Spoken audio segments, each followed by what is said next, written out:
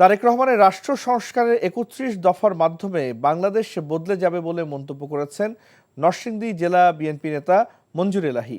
Malaysia থেকে এনটিভির staff correspondent Kaiser Hamid Hannan জানান, প্রবাসীদের দেওয়া সংবর্ধনায় এই মন্তব্য করেন নরসিংদী সদরের দুবারের উপজেলা চেয়ারম্যান মঞ্জুর এলাহী। কুয়ালালামপুরের ভিআইপি রেস্টুরেন্টে আমরা নরসিংদীবাসী আয়োজিত সংবর্ধনায় সভাপতিত্ব করেন মালয়েশিয়ার বিশিষ্ট ব্যবসায়ী মোহাম্মদ ইসমাইল হোসেন। ব্যবসায়ী মোহাম্মদ রাসেল রানা ও হেদায়েতুল্লাহর সঞ্চালনায় অনুষ্ঠানে বিশেষ অতিথি ছিলেন দাতু আবুল কালাম আজাদ, ব্যবসায়ী শরীফুল ইসলাম শরীফ ও আমরা নরসিংদীবাসী সাধারণ সম্পাদক তকির আহমেদ।